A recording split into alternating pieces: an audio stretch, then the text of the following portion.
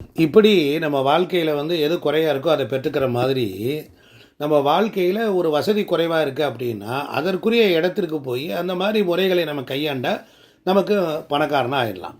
இப்போ அத்தி மரம்னு ஒரு மரம் இருக்குது. அந்த அத்தி மரத்துக்கிட்ட போய் நீங்கள் ஒரு சுக்கர ஓரையில் போய் விளக்கேற்றி வழிபாடு செஞ்சீங்கன்னா அது எல்லாத்தையும் கொடுக்க ரெடியாக இருக்குது.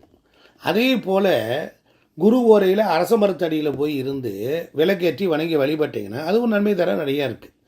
இன்றைக்கி நமக்கு வாழ்க்கையில் சகல வசதிகளும் பெற முடியல, நம்ம குழந்தைங்க கஷ்டப்படுறாங்க, சிரமப்படுறாங்க அப்படின்னா வெள்ளிக்கிழமை 6 to 7 அத்தி மரத்துக்கு போய் கூட்டி பெருக்கி தண்ணி தெளித்து கோலம் போட்டு விளக்கு. எப்படி விளக்கேற்றணும் அப்படின்னு கேட்டிங்கன்னா, ஒரு மண் அகல் விளக்கு ஏற்றணும். அதில் நெய் தீபம் ஏற்றி அதில் ஒரு வெள்ளி காசு கொஞ்சம் குங்குமப்பூ போடணும். அத்தி மரம் சுக்கிரனுக்குரியது, மகாலட்சுமியினுடைய அம்சத்தை கொடுக்கக்கூடியது.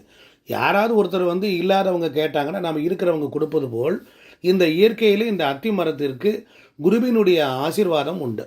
அதனால் நீங்கள் எது இல்லைன்னு போய் கேட்குறீங்களோ அது பிரபஞ்சத்தில் விதியை மாற்றி அமைக்கக்கூடிய ஆற்றல் அந்த மரத்துக்கு உண்டு.